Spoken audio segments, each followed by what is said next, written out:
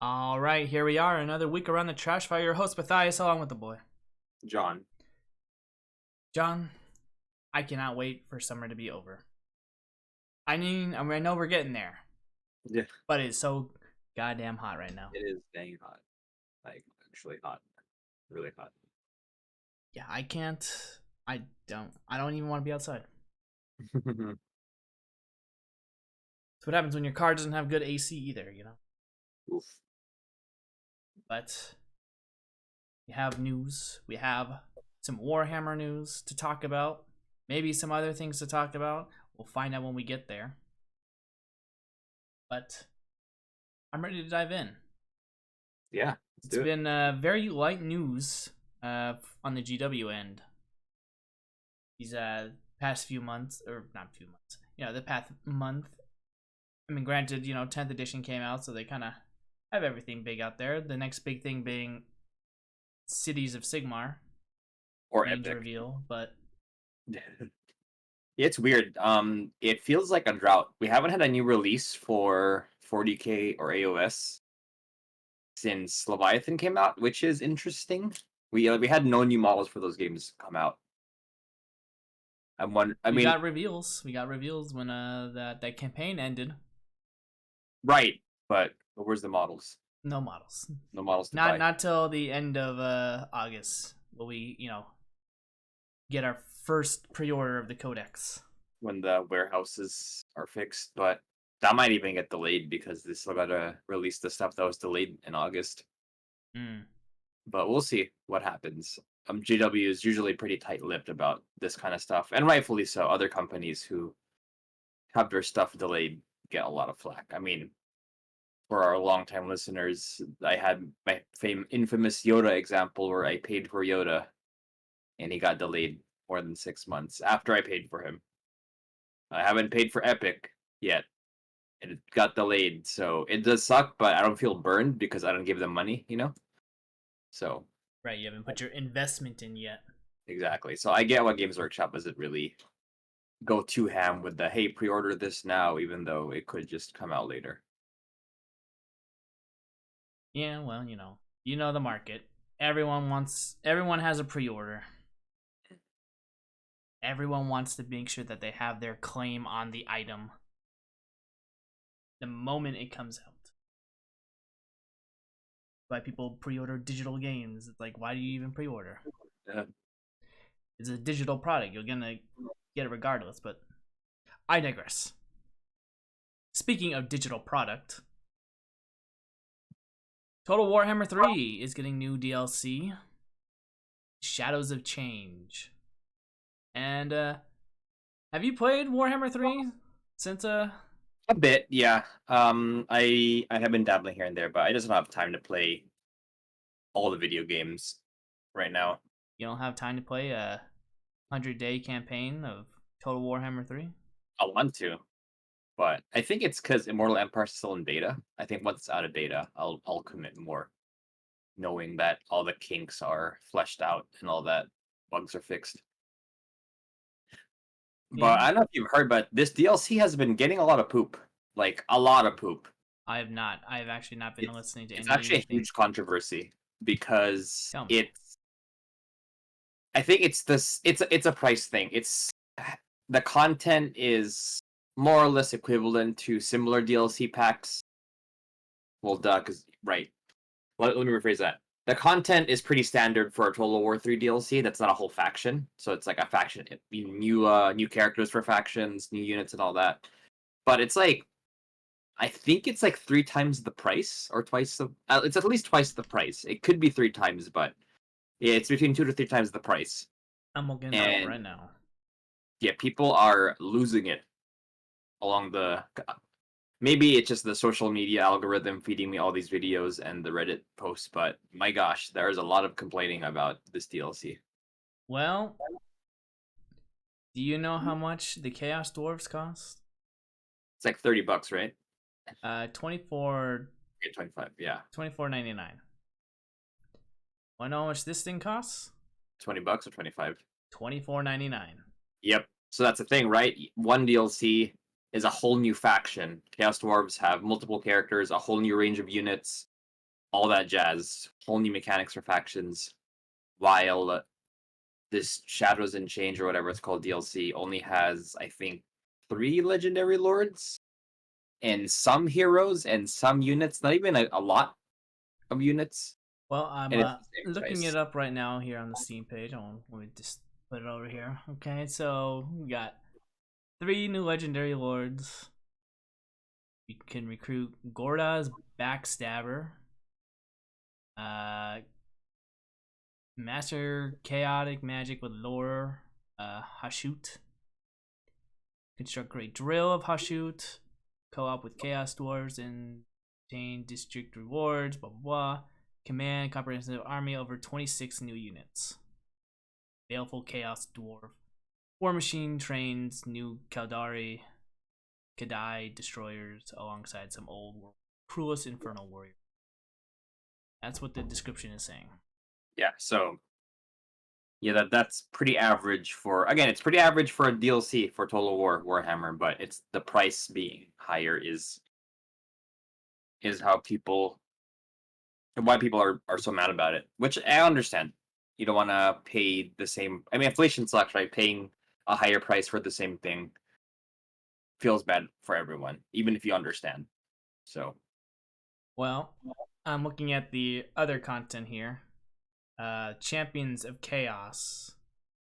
And this one came with 4 new legendary lords. Each suit new chaos themed campaign.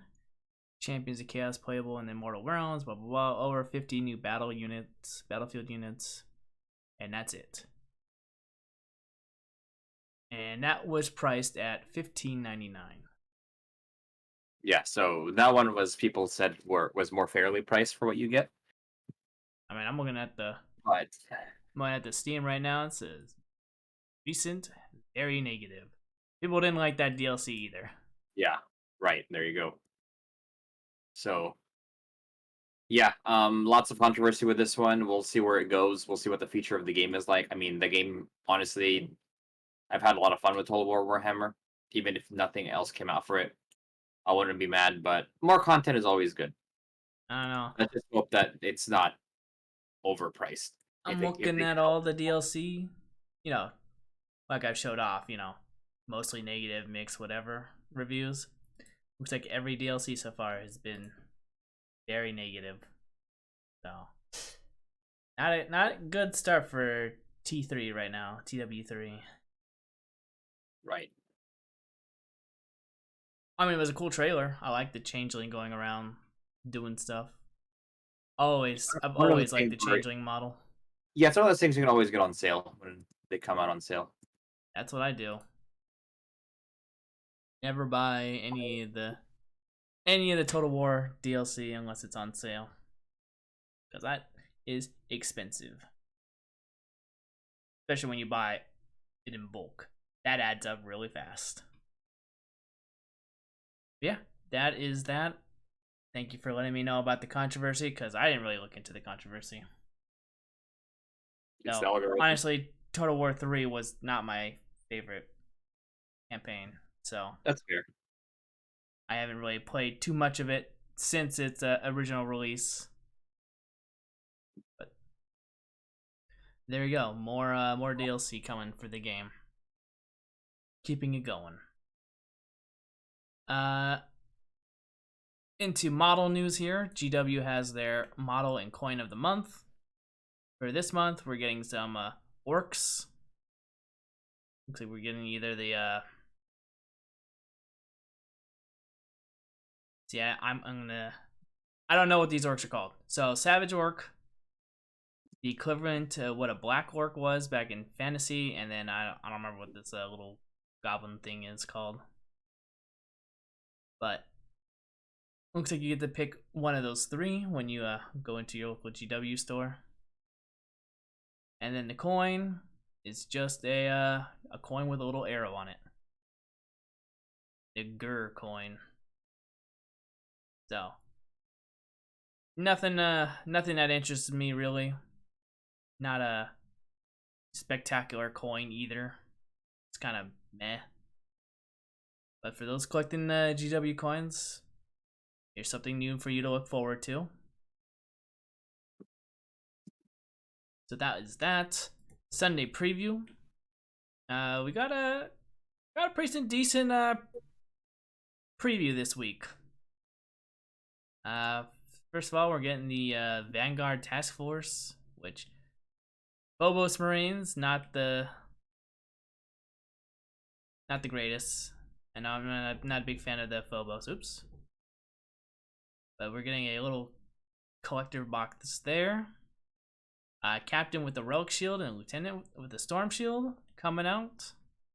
I don't believe these are not for sale yet, right?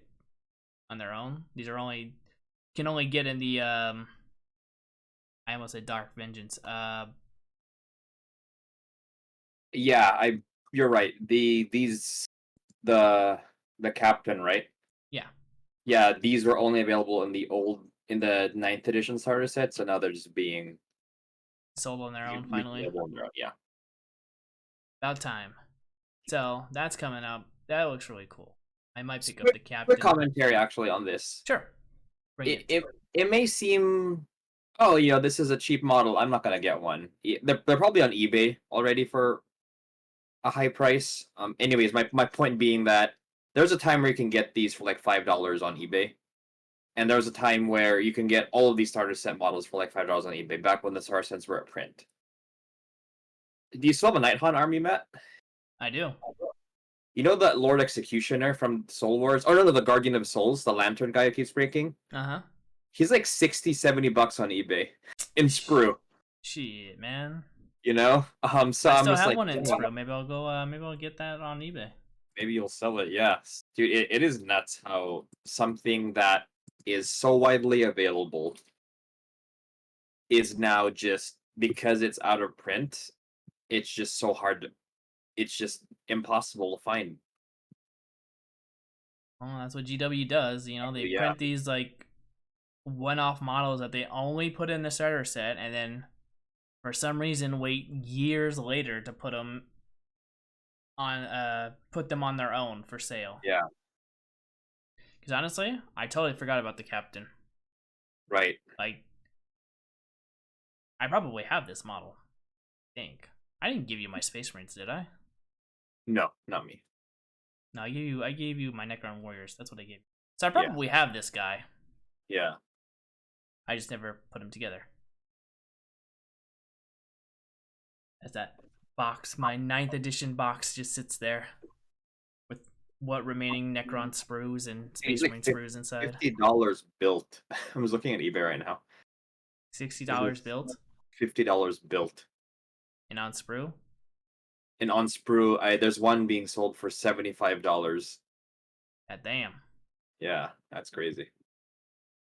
Gotta get in the market. Right. But yeah, so yeah, I just made me think of this when I saw the captain with the relic shield. Oh, GW finally putting them on sale.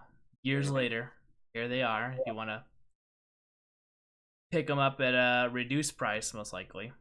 Right. But you're not spending $50 for a built model. You'll probably be spending $25. Yeah. But we get that. Master of Possession finally coming out on his own, which I was surprised. I thought this model was already out on its own, but I guess they never put him away. Yeah, after they stopped selling the old Combat Patrol, this is the only way. Good. I always hate when you have to buy a box of stuff that you probably do not need just to get one model. Right. Good old Lion comes to mind. Yeah. Buying 3 Blade Guard for no reason just to buy the Lion. Thankfully now he's on his own, but yeah, that was annoying back in the day. That was really stupid. Got that. Kill Team. We're getting a season of Gallowdark book. All put into one big book of want to experience those campaigns. There you go. As well as getting the Kill Team forces. So the Felgor Ravagers. Felgor Ravagers, the Goatmen. You finally get them on their own. the Hand of Archon. You can get them on your own. It's like looking at it, I'm like, do I really want this? Do we need this? Yeah. And then I think, nah, I don't need it. I don't need it. The Harketh Salvagers, you can get them. The Inquisitorial Agents. Now this is something I probably will pick up. Just I really want because. that as well. It's super cool. There's that. You got the Killzone upgrade, Galorfall. Uh, little terrain pieces you can put on your board to make it a little more dynamic instead of just corridor after corridor fighting wall-to-wall combat. Horus Heresy. We got the Praetor in Terminator armor. Okay, this is interesting. Okay. More drama. So one, this was never announced. Whatever that happens. This is not the first Imperial Fist Praetor they have released. This is not the first Imperial Fist Praetor in Tartaros Terminator armor they have released. This is not the first Imperial Fist Praetor in Tartaros Terminator armor with the Storm Shield and Power Sword that they've released. This actually is the exact same design as the other one. I think it's 99% the same, just posed differently. So allegedly, the reason why they made one, there's two theories. Well, there's three theories. One of them is one stupid. The stupid theory is that Forge World only likes Imperial Fists and hates World Eaters and Iron Hands and Iron Warriors. Blah blah blah. Anyways, maybe they do. I don't think so, but anyways, the other theory is the mold broke for the other one. It's like someone dropped the mold, so they had to make a new one with a digital file. And the other theory, which I don't think is mutually exclusive, it could be this one I just said and this other one, and the other one being the old model was way too big, more than just the scale creep that they've been doing, that it was actually almost Primarch sized, especially compared to the older Primarchs that were kind of smaller. So they remade the model to make it small, a little bit smaller. So this hasn't been done in recent memory where they release a model that's a copy paste of another model, just differently posed. Like the design is the same kind of sword, same symbols on his armor, same storm shield, like the shape of it. All the armor bling is the same. So yeah, this is a funny release. And all the 30K people I know are annoyed, even the Imperial Fist players, because it's like, yeah, we already have a million characters. Why are we getting one when other legions need them? That's I funny. personally like the old other one better, like the pose, the one where his shield is raised. But yeah, this is hilarious. I'd have to take a look at the other one, but I mean, I like this one. Oh yeah, this is a cool model. Don't get me wrong. Just the situation surrounding it is pretty funny. I Like it's literally a copy paste. I find it funny that you said this was never announced because Yeah, given yeah. how long it takes them to put out a model, I'm pretty sure we talked about this model before. Right. No, this is out of left field. Okay, I'm well gonna link that's it good to right now know. on the thing. Well, I So enjoy the model. that's the other one. I enjoy it, even if it is Imperial Fist. It's nice. Moving on. Black Library. We got Warhawk. Paperback. More maps. They're really pushing this these old timey maps for the Black Library Horus Heresy collection. Mhm. We're getting this. We're getting for Warhammer Plus. We're getting some Lore Master on some Knights, and that is that. So pretty good, depending on who you ask. Sunday preview. I'm more excited for the Kill Team stuff than I am about anything else really, but pretty solid. So, like I said, we haven't really gotten any 40K news, but there was a meta watch that did happen. and it was just going over the win rates of the new edition over the last 2 months, and no surprise on who has the highest win rate right now, with Eldari, with a whopping 67%. Yeah. It hurts. It hurts to see that. As someone who enjoys the Eldari right now, I just know that they're gonna get nerfed into the ground when their book comes out. I just see it happening. That would suck, but Such as the Eldari way, We're always on top, and they always gotta knock us back down. But yeah, if they're going for the average of a 50% win rate, Eldari are killing it right now with a whopping 17% over that. Next being Gene Stealer Cults with a whopping 63%. And then the Knights and Custodes, they're in the 50%. They're a little over the 5%, but 57, 56, not too crazy compared to the top two. And then, everyone else is doing okay. Thousand Sons are doing good. Represent Chikari are near the bottom. Black Templars are near the bottom too, but they're at the 45. So, and of course, at the very bottom, we got Tau, Death Guard, and Leagues of Votann. Which, yeah, I haven't really heard any good news about League of Votann, and I know Death Guard being that high up, which bottom 3, it surprised me, but I don't really know anyone who plays Tau or Leagues of Votann, so I don't really experience those armies often to know how good they're doing right now. But right, yeah, this is what GW has recorded. I'm sure it's a bit skewed other places if you ask other sources, but this is what they've gathered. Like I said, no surprise. No surprise on who was going to be at the top, given all the outrage we've heard. yeah, in the coming up to 10th edition for right. the army. Funny stuff.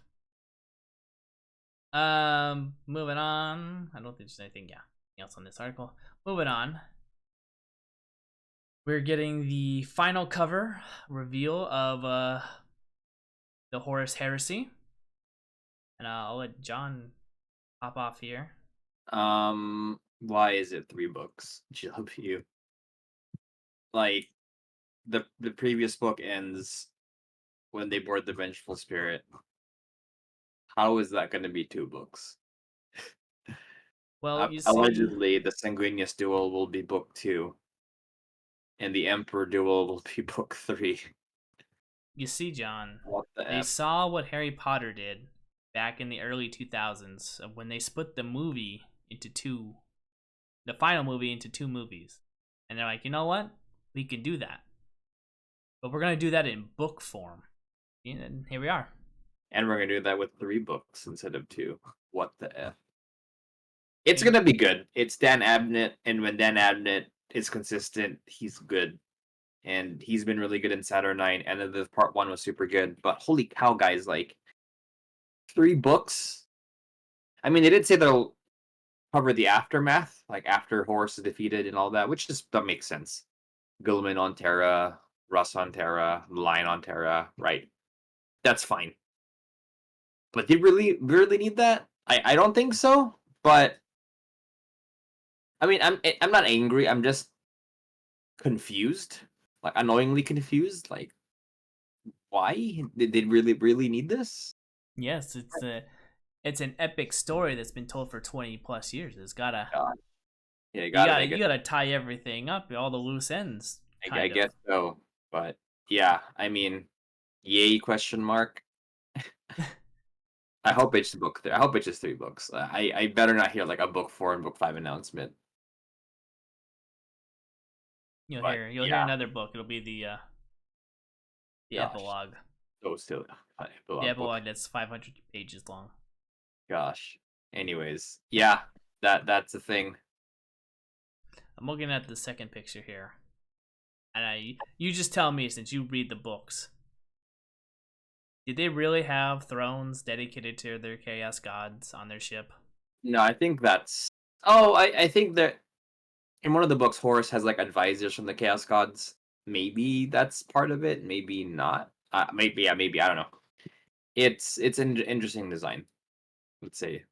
Let's give it that. Okay. But Yeah, there we go. It's coming. The end of a legacy. Since we're on the Horus heresy, it's time to jump into some Horus heresy models.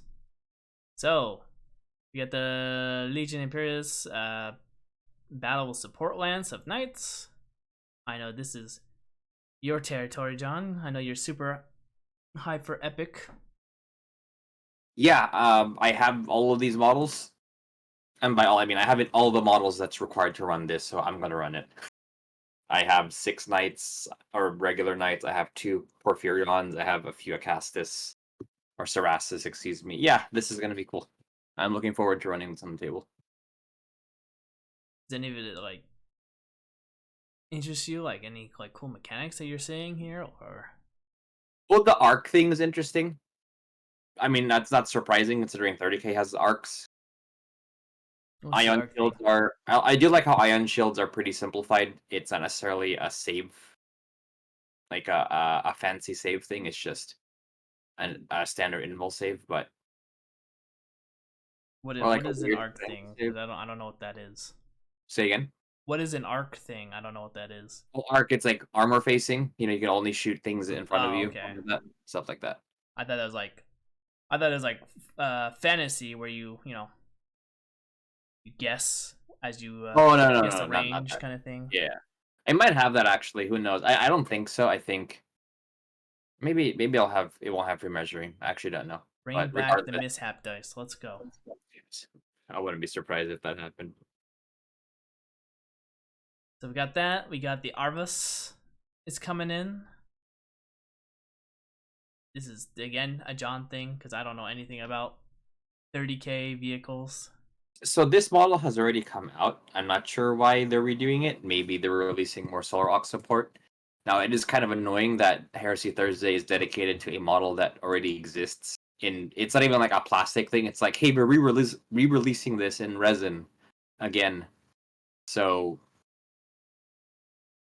this is, it's probably like I think it's like a 50-point model. It's like $100 or something.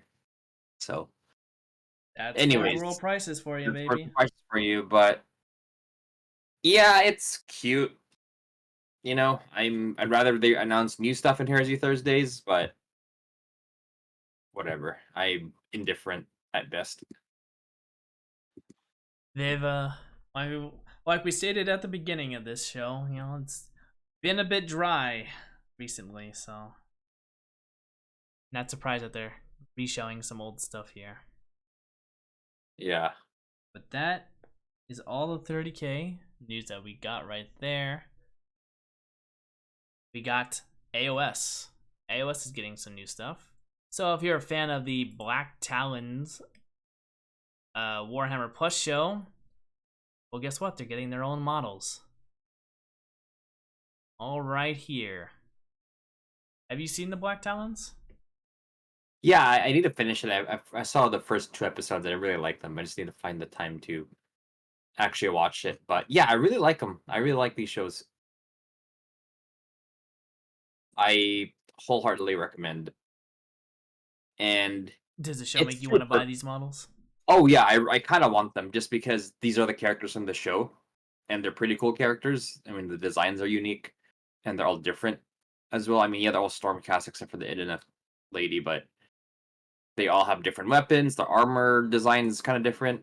Some are wearing fur, some have, the chick has the eagle. That's cool, and you got Black Talon herself. Yeah, this is great. I think this is a good kind of promotional tie-in to the show. Yeah, And it there's looks like nice. alternate head options, which is cool. I actually really like that. It's a nice little thing. I have not seen Black Talon, but The models look really good. Of course, I would get the elf.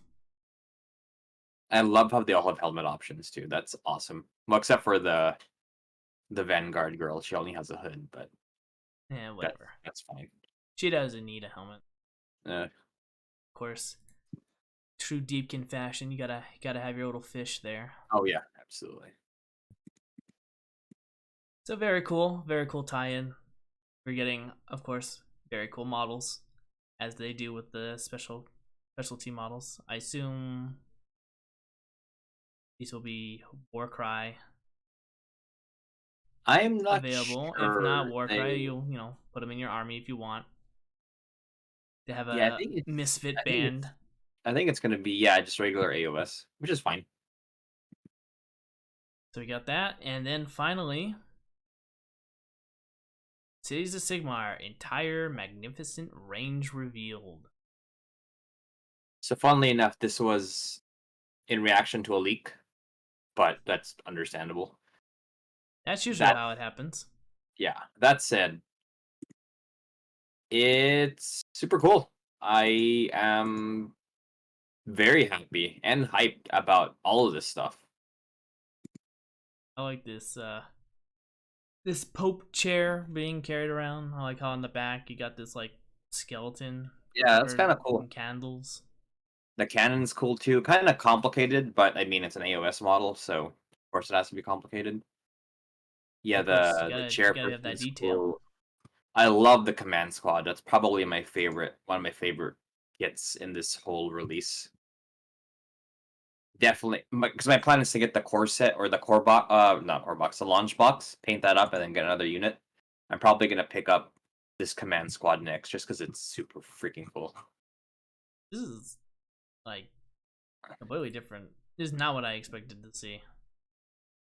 Got some like little plague doctor, like Right? Sigmar written on his bone saw. Yeah, you gotta. Got some priest with a zombie playing a flute. Mhm. You got the classic dark elf assassin. I'm gonna assume Human assassin now. that's a human assassin. The human assassin now. And then of course you got the big burly commander with the giant great axe. Yep. I really like the knight guide or the cavalry commander too. Or if you want to run knight armies or cavalry heavy armies, that's cool. Yeah, Yeah, this this guy is is a hype crazy. release. This cavalry knight commander. Look at that Mm. base, man. Jesus. Took that tactical rock to the extreme. Oh yeah. Yeah, he's coming out. Of course, he's got his helmet option. You can wear or keep the helmet on.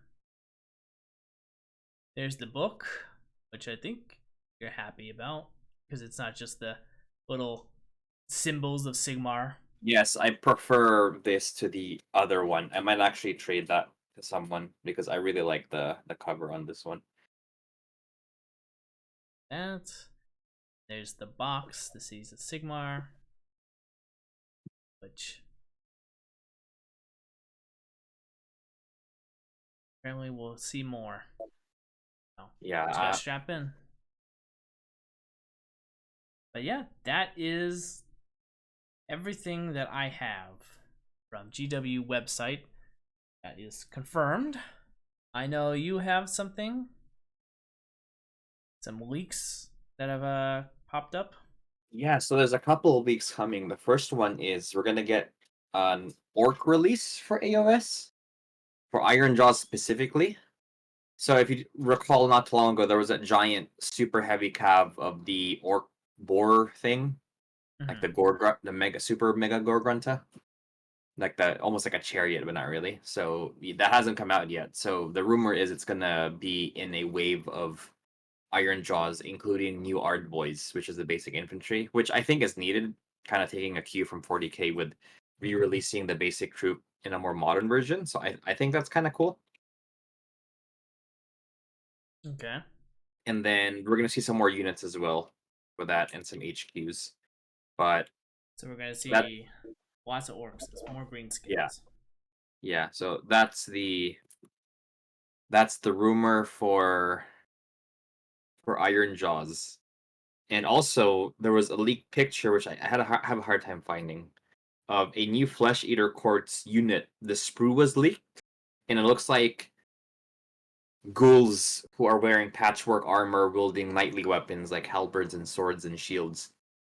So it looks like they're really leaning into the delusion aspect, where because Flesh Eaters think they're knights in shining armor, but they're actually mutated monsters. But this unit is going to have more of that design where they're actually wielding knightly weapons and patchwork armor as opposed to just bones and all that, pretending they're wearing armor. So hints on another Flesh Eater Court release, which means that AoS is getting a lot of stuff. I know it's the year of 40k with 10th edition, but it does sound like Age of Sigmar is getting huge waves of stuff. Not just Age of Sigmar, but Orcs as well getting a release. And then, Well, I mean, I always yeah, think they need to focus a little more on AoS. yeah, I mean, right now, 40k. What I would want right now for 10th edition, get the books out fast as possible. Make sure everything's balanced, of course. We don't want to have codex creep, which is going to happen regardless, but we could try to fend that off a bit, and then revamp one new unit. Just revamp them. HD them, whatever you need to do. I know Space Marines are going to get a couple new units or whatever, given, the models that they're taking away last time we did our podcasts. mm-hmm. But I mean, honestly, those models are just going to get redone. So pretty much what I'm saying. That's all I'd want. Obviously, for the newer armies, such as Gene Stealers, Photon, maybe Custodes, and I know they're not new. Thousand Sons, I know they're not new. Give them like a new unit they can have. Please, God, give Thousand Sons a new unit.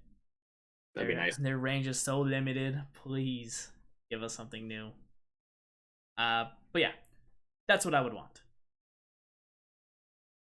In AoS, revamp it. Add a new unit for each book. I wouldn't mind that. I mean, AoS release is so slow, it's ridiculous. Right. Granted, it's probably a more healthy state game than 40k is, but I'm not a good judge of character on that since I haven't played AoS since third came out. So I'm way behind on what's going on in AoS in terms of rules and mechanics. Because I'm sure a lot has changed since third edition release, which was what, 2020? It was 2021. 2021. So been almost 2 years since I played AoS. So I wouldn't mind because, as GW has proven, 90% of the models they release for AoS are bangers. So they're all really good, well-made models. And that's what I like to see. Of course, spread that love to 40k when you re-release their codexes. But yeah, any other news that you have? That's pretty much it for the Warhammer front, and even the Star Wars front. Not much coming out for Legion, at least for the store or the online store pre-orders. We do know that Geonosians are coming out, and we have Inquisitors for Empire, but that's kind of it. Any release date on that? Nope. Nothing at all. Well, okay then. I guess the hobby rant section. I think I'll start off because I think I had you start off last time. Just been playing some 40k in terms of gaming. I don't know if it was last time I talked about this, but played my Eldari 1,000-point game against some Space Marines, and Yeah, it was bad. It was a bad time for the Space Marines. The game was over pretty much turn 2. As the only thing he had left was a librarian and some snipers in a building. As I still had my entire force running around causing mayhem. But if you roll good, and I know the meme, you don't even have to roll for Eldar. But I mean, if you roll good, yeah, it's very snowbally. There's a reason why they have that 67% win rate. But yeah, I did that. Then the last week I played. We did a team game, some Black Templar and some Ultramarines against Word Bearers. I almost called them World Eaters. We had the win pretty much under our belt, but because we never done it before, we decided to go with a Gambit card. Mm-hmm. Our Gambit that we drew was Evacuation, so we had to get half our units wholly within the center, 6 inches within the center of the board, and then on a 4+ at the end of turn 5, at the end of our turn 5, any 4+ we roll, if we get at least, we had 7 models, so we had to get at least 4 units off the board. Sorry, we had 7 units, we had to get 4 units off the board, not 7 models. We would get 30 points victory wise. And yeah, we had 5 units in the middle that could escape, and we only rolled 2 4+. So unfortunately we threw the game there, but it was fun because I haven't been in a situation where I could use a Gambit card or would need to use a Gambit card. So it was a fun experience to see how that would play out. If we had gotten the Gambit, we definitely would have won the game. But because we stopped scoring primary and secondary missions for taking the Gambit, we fell a little behind on the points at the end there. But overall, good game. Hobby wise, almost done painting the Viking portion of my Shadows of Brimstone Kickstarter that I have. So probably get a game in here either this week or next week, depending on my group who decides to show up. So, but yeah, other than that, obviously, I've also been playing some of that Baldur's Gate 3. Ooh. So it's kind of diverted away some of my hobby time, but I make at least an hour a day to work on some painted stuff to keep my desk nice and clean of all this plastic crack I have on it. But yeah, that's what I've got so far in terms of what's happening this week. I'll probably, like I said, either Shadows of Brimstone or 40k, depending on who shows up. What about you? What have you been up to? Played a Star Wars Legion game last week. I played Blizzard. Actually, I played 2 games with Blizzard Force. My first game I barely lost, which was a super close game. I think because of that game, I decided to switch out Force Choke for Vader in my list to Saber Throw, and that was a great decision because I played another game a few days later, and yeah, the Saber Throw was really good. Just being able to have that ranged attack, especially after the Force Choke nerf. Do you know about the Force Choke nerf? Did we talk about this? No, what about the Force Choke nerf?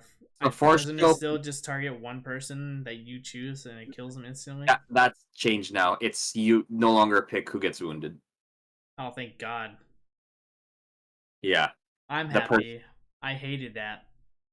You would just you don't like choking people's heavies or getting your heavies choked. Yeah, I don't like losing my special weapon that I spent 5 extra points to get. Exactly. Just to be instantly taken away. Yeah, that is no longer the case. the targeted player decides. So essentially, the rule just says now target unit suffers a wound, and the which means that you follow normal wound allocation, so the controlling player assigns the wounds, which is fine. But the issue I have is they also doubled the points cost to 10 points for whatever reason. That doesn't But seem fair. I feel yeah, like they should keep it the same. exactly, It because it should was a nerf. probably, be 10 points if you get to choose who you get to kill.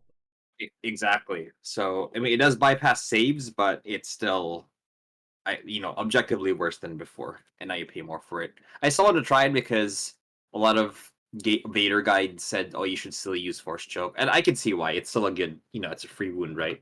However, because I play Blizzard Force, and Blizzard Force you can only take Commander Vader now, which is speed 1. Mm-hmm. So yeah, I really needed that saber throw that first game because there were times where I was playing defensive with him because he kicked some butt, but he got down to like 2 wounds. So I gotta be more defensive with him and not give my enemy kill points in case we tie on objectives. So I kept him more in the back, but yeah, there were some times where I could have used saber throw to get some kills at range 2. But next game, I took the lesson and I added saber throw, and yeah, it helped. I was able to do some wounds on Chewie as I was approaching, and then kill him the next turn. But yeah, Blizzard Force is super fun. I feel it's like way more balanced now than what it was. It used to be the Crusher Stampede of Legion, where it was the Boogeyman. Now it's still strong, but it's more balanced with points increases for the units in it, and being no longer able to take Operative Vader, which is just way better than Commander Vader. Commander Vader is still strong, but he's not as crazy as Operative Vader because Operative Vader is speed 2. So yeah, I played some Legion games. Looking forward to playing more with this list. Also had a Shatterpoint tournament on yesterday at Geeky Tees, and I didn't place top 3 or anything because I actually ran the event. So we had 12 players, 3 rounds, really cool boards. I was trying to my biggest kind of challenge for the tournament as a TO was deciding or balancing out having a balanced board and a pretty looking board, because right now Shatterpoint is, because it's a really tight rule set for a skirmish game, it's really balanced for the Shatterpoint specific terrain with, for example, there's some pieces of Shatterpoint terrain that cannot fit large base models like B1 squads, or because battle droids are they're like in a large, think of them as like in a larger base, except there's like 3 models on the base, so it's like a swarm almost. Mm-hmm. And like General Grievous is also on a bigger base because he's like a big dude, right? And the intention is, well, if in Shatterpoint there's no overhang, so if you can't fit the model on the terrain, then he can't stand there. And there's some terrain pieces where Grievous and battle droids can't stand on, and a lot of people are saying that's intentional, which I could agree with. Maybe that's intentional game design where they can't stand on this kind of section of the building because they can't fit. So anyway, it's stuff like that where I have to balance out the fact that the terrain rules are very specific to the terrain that comes in with the core set and the ones that they sell. Balancing that out with having different looking terrain, because right now there's kind of only one set of Shatterpoint terrain aesthetically, like with the gantries and the buildings that they have. So but I wanted kind of, one, it's hard to source all of that because if you want fully painted terrain, the only source is Shatterpoint terrain boxes, right? You got to build them and paint them, which the store doesn't have. And I didn't want to ask all the players to bring them. I don't want to put that on the players. I just wanted to show up and play. So I ended up using a lot of the other stores of the store's terrain, the Geeky Thieves terrain, and it was super cool. There we had like an Imperial landing platform, we had like a crystal board, we had an Ewok village, we had an industrial board, a Jawa sandcrawler on Tatooine, and all that. So I think it worked out. Definitely, I mean, if this was like a super competitive tournament with a world's championship ticket on the line, I would be more I would be way more hesitant on using that kind of terrain, and probably would want to just use the standard terrain. But this is like a casual 3-round event, and the game's still young, so people are still learning the ropes. And I think my advance forward with Shatterpoint is going to be like that, where it's more of the casual kind of style with better look, not necessarily better looking terrain, but more aesthetically varied terrain, not just the same board over and over painted differently. Just having, again, a desert board with desert buildings and rocks, and an Endor board with Ewok Village, and then the crystalline planet or whatever, right? Well, hey man, I mean, you got 12 people to show up to your tournament. That's pretty good. Yeah, I was pretty happy with that, with the turnout, and no one dropped. Everyone played 3 rounds, so that was super cool. But yeah, everyone had fun. It was a good time. Strength of schedule math is lame. I don't like. It's not. I don't dislike it. I think it's the least worst way of addressing tiebreakers. But holy cow, I hate doing the math. It's like takes their victory points and divide it by their rounds, and players like, oh gosh, so much math. Anyways, yeah, it was fun. It turned out well. Looking forward to more events, and yeah, Shatterpoint's a fun game. It just, yeah, it's a fun game. I will say that. That's good. Because you're pretty much my only source for Shatterpoint. Yeah, that is fair. It is pretty niche, Star Wars. It's not even like a skirmish game in the same way other skirmish games are, because it's more of a board game in the sense of it's a lot of area control and piece control. Like, you deal damage to a unit so it can't score, not necessarily to kill it, which is a very different mechanic. And I've said this before on the cast, like, it's really hard to kill someone in Shatterpoint. But at the same time, it's because there's not a lot of models. It's not as swingy. Like when you're playing like Necromunda or even like 40k or Legion, where if you lose a character or a unit, you're really down on the attrition. But in Shatterpoint, if a unit's wounded, I mean, it sucks still because it's random activation, and who knows when you get to activate them again to heal. But there's still a chance, right? If your unit to be able to activate again, even though it was wounded. So there's no like mental strain of like, oh no, I'm down a model. Like, what do I do now? Now there are penalties for being wounded in Shatterpoint. Your abilities cost more resources, which are the force points in the game. So, and if you're wounded, you can't score, and you can only go back to scoring after you draw the unit again from the random order pile. But it's not dead. It still does stuff, and there are abilities that affect units, or sorry, abilities that affect other units still, I guess, activate.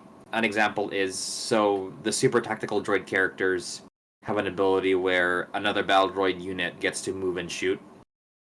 So even if they can still do that, even though the unit they're targeting is wounded. Mm-hmm. So it still does stuff, right? And there's other units that are coming out of the game that have more of those kinds of abilities. I think Padme, actually, her rules were released today, where she has an ability where if she's not wounded and she's contesting an objective and there's handmaidens nearby that are wounded, they don't count as wounded for holding the objective. So it's not like, again, in other games where if you have 0 wounds, you're dead and you're gone forever. There's still a way for you to affect the game, which is a very different and interesting experience compared to other war games. But yeah, I would recommend Shatterpoint if you guys are looking for listeners are looking for a different, like a hybrid board game, miniatures game in Star Wars. It's really good for that. Now the rules are pretty complicated to learn. Once you get the rules, it makes a lot of sense, and it's pretty simple compared to something like 40k or 30k. But learning from scratch is kind of hard, like the mechanics and all that, how actions work, how wounding works, how card timing works, and all that. But yeah. Well, it's always rough to learn at the start, but Yeah. as you do it, you get it more and more. Right.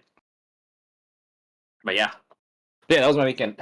So Jam packed. working on painting some more red scorpions as always. Well, you ran a successful tournament, so that's all that matters. yeah, I'm pretty happy with that. All right, then. Well, I think it's a good time to stop. It's good to be back. I'd like to thank everyone who made it to the end of this video, and we'll see you next time. Later, everyone.